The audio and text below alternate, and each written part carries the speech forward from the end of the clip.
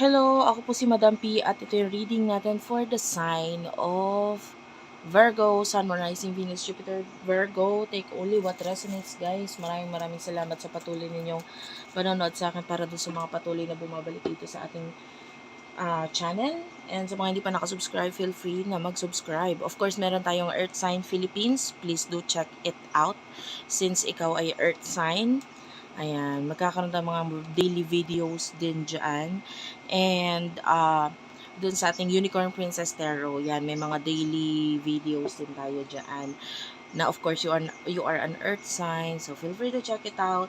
Kung gusto mong mag-inquire ng personal reading, and paki-follow na rin kami dito, guys. Facebook namin. Yan, may mga sinishare ako dyan na hindi ko sinishare dito sa ating profile, dito sa ating channel, sorry. So, ito, Facebook, Madam P. Ang i-search mo na lang, hashtag Madam P TV pag di mo ma-search.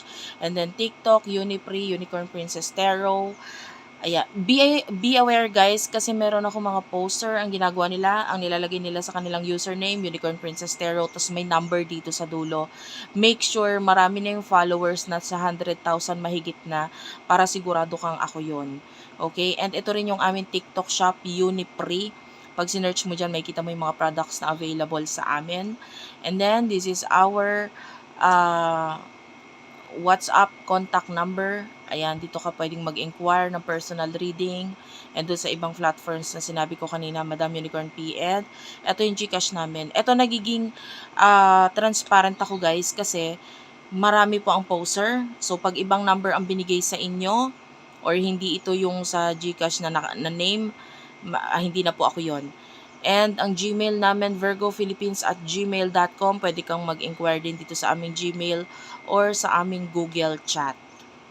Okay? Pero medyo mahirap mag-send ng picture sa Gmail, kaya hindi ko siya ina-advise. Doon na lang sa ibang platforms. Okay? Or dito sa Google Chat. Ayan, pwede naman dyan. Pasensya ka na, maalog yung aking stand, no? So anyway, let's start your reading. What do we have here for the sign of Virgo? Sun, Moon, Rising, Venus, Jupiter, Virgo. Timeless to, guys. Kahit matagal nang upload ng video, okay lang yun. Maaaring ito pa lang yung tamang time para makinig kayo dito sa video na to. 6 of Swords, 10 of Cups, Cancer, Scorpio, Pisces, Gemini, Libra, Aquarius energy, the 5 of Wands. Okay. So, nakikita natin ang focus mo ngayon, family. Like, nandun yung love, nandun yung pagpapahalaga.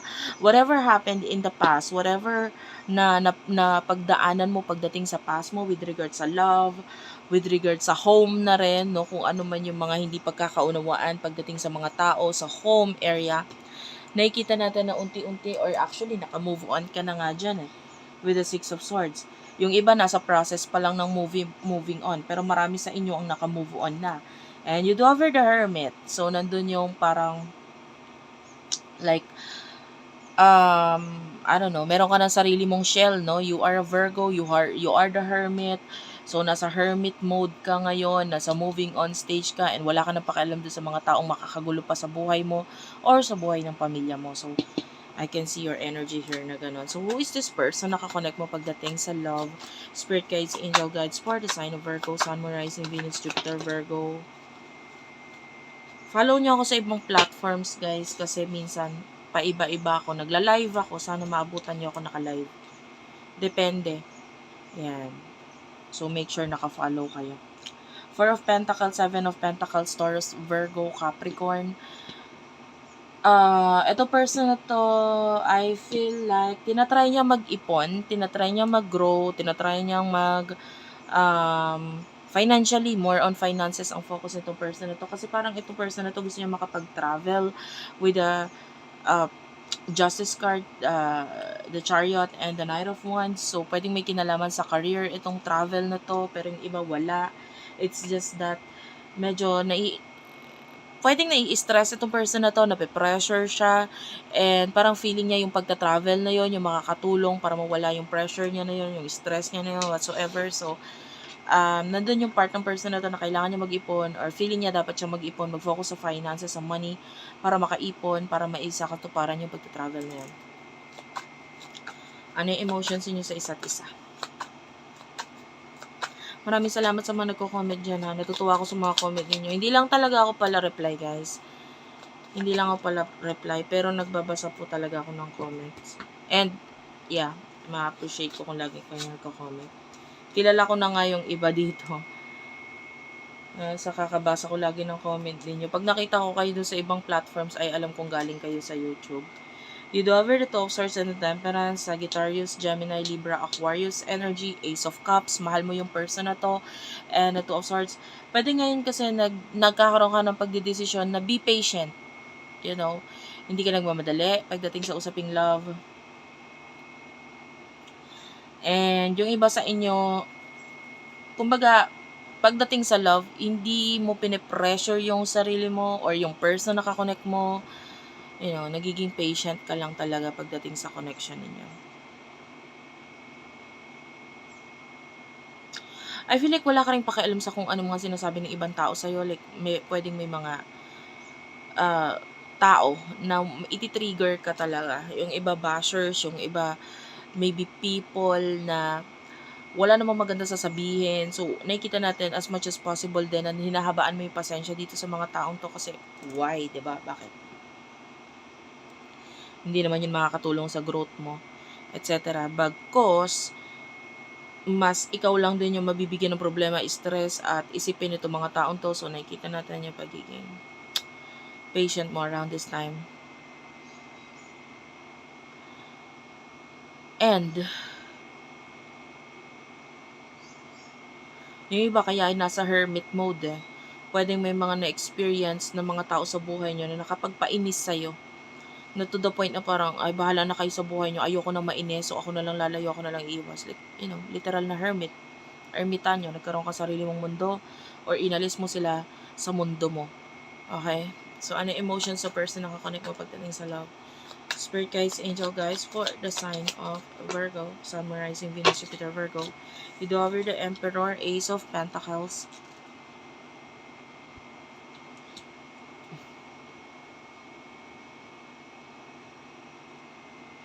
Wait lang.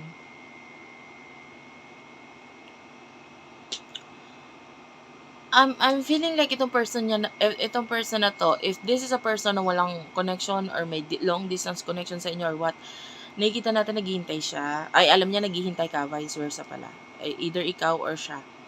Basta may paghihintay dito. So, alam niyang naghihintay ka or feeling niya naghihintay ka. Malakas yung pakaramdam nitong taong to. So, kahit di ka magsalita, hindi ka magsabi, alam niyang you're ready, you are waiting, whatever. So, with the Ace of Pentacles, I feel like pinahahalagahan niya kung ano man yung pagtingin or kung ano man yung emotions mo para sa kanya. And itong person na to, mas more on physical kasi siya eh. Mas more on material. So, itong taong ito, siya yung tipo ng tao na parang, hindi ako a-action or hindi ako gagawa ng move kung alam kong wala akong may offer sa'yo. Like material stuff or material things. Okay, nagiget niya. Pwedeng yung iba, lalo na may mga spiritual connection niya, nagiget niya yung connection ninyo eh. Nararamdaman niya din yon. It's just that, kailangan muna meron siyang mai-offer sa'yo or maibigay or maipakita sa'yo. Na which is, dito sa part na ito, medyo nagiging maingat siya. Yan, kung makikita mo, there's this king, o sa chess, sa larong chess, may hawak-hawak itong si emperor na chess piece, which is the king. Kung mapapansin mo yung chess, kung mag-move ang king, hindi siya katulad ng queen. 'Di ba? Na kayang gawin lahat. Which is dito sa connection ninyo, maybe you are the queen. The energy of the queen is ginagawa mo lahat, nagawa mo na lahat with regards sa connection ninyo. 'Di ba? Yung person na to, yung movement niya, katulad ng king, maingat. Ayaw niyang magkamali. Kasi pag nagkamali, tapos na lahat. End of, game over. End of the game. So, nandun yung nagiging maingat itong person na to pagdating sa movement niya. Kasi ayaw niyang bumagsak. Like, pwedeng bumagsak ka, bumagsak siya, bumagsak kayong lahat. Pero hindi ibig sabihin nun hindi ka importante sa kanya, hindi ibig sabihin nun hindi ka niya mahal, hindi ibig sabihin nun hindi siya nag-aalala or what, or wala siyang pakialam. Hindi gano'n yun. Maingat lang talaga siya, okey? Willing siya ibigay lahat, eh, kung meron siyang may maibibigay. Basta ngayon kasi feeling niya, hindi pa gano'n yung meron ako, eh. I feel like tina-try niya pang i-build yung sarili niya, build up yung sarili niya. Katulad nitong person na 'to na nagtatanim dito. So, 'pag nagtanim ka kasi ng buto, hindi agad yan may bunga, of course. So, itong person na 'to puwedeng may mga pagsisimula siyang ginagawa.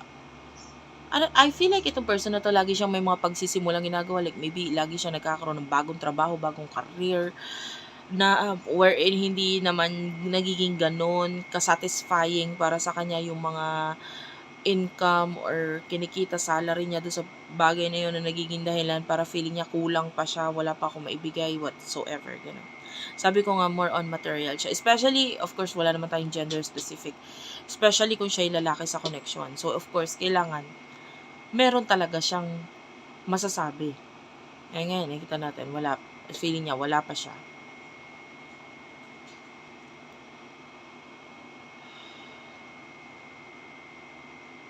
Alam niya yung power mo, eh, part of this person is natatakot doon. Like, alam niya yung kakayahan mo, galing mo, etc. You have a lot of things na kayang gawin.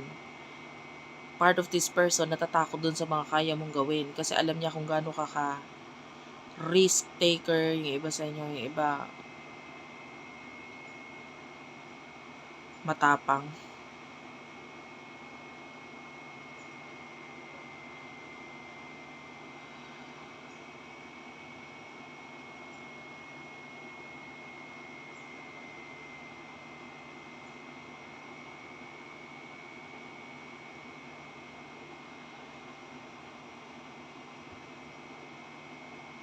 Anyway,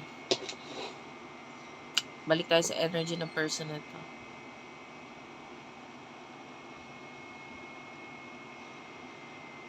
You do have here the 9 of Wands at the bottom of the deck.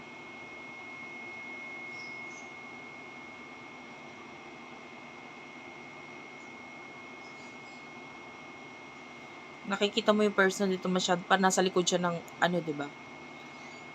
Gate or like wands or wood dito. So, ganun kaingat itong person na to. Pero, eto na nga eh. With the 8 of Pentacles, nakikita natin focus siya sa career. I feel like the person na to with the lovers, gusto niyo magkaroon ng partnership, relationship sa inyong dalawa. Communication, I can see Gemini energy. So, communication, connection, reconciliation, 3 of Cups. Gusto niya to lahat eh.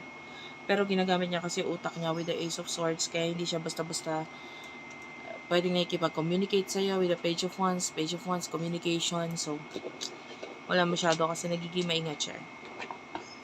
In the near future, ano ang message in the near future for you, for the sign of Virgo, Sun, Moon, Rising, Venus, Jupiter, Virgo, you do over the Hermit. Yeah, this is the near future energy. Strength card, puro major arcana. The Empress, wow, I love this. Major arcana ulit.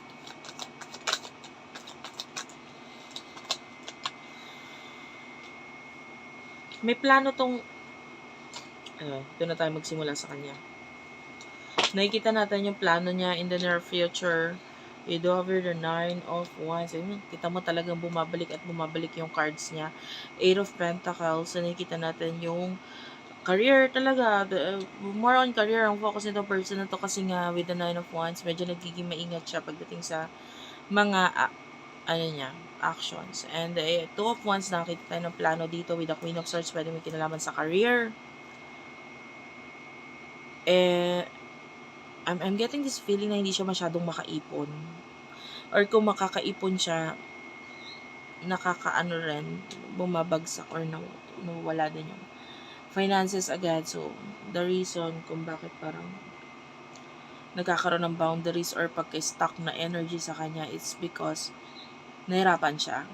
Hindi nagiging sapat kung ano yung mga meron siya. The Hermit is here.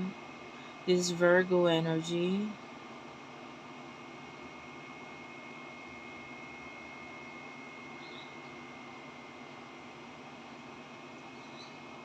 well, I can see peace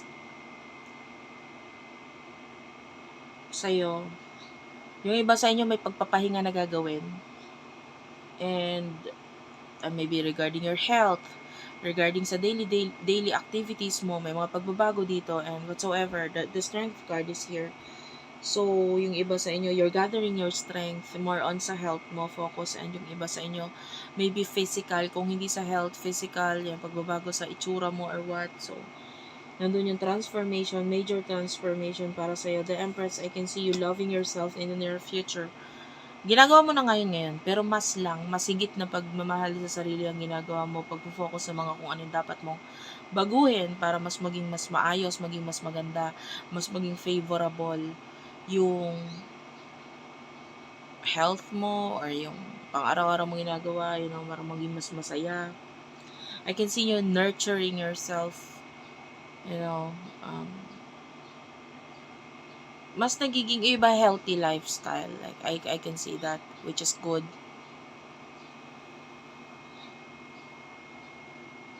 Ikaw mismo makakaramdam sa sarili mo na kung anong dapat mong gawin. So, you have to listen to yourself. Alam mo yung mali. Alam mo yung dapat mong hindi gawin. Alam mo yung dapat mong gawin. And you have to listen.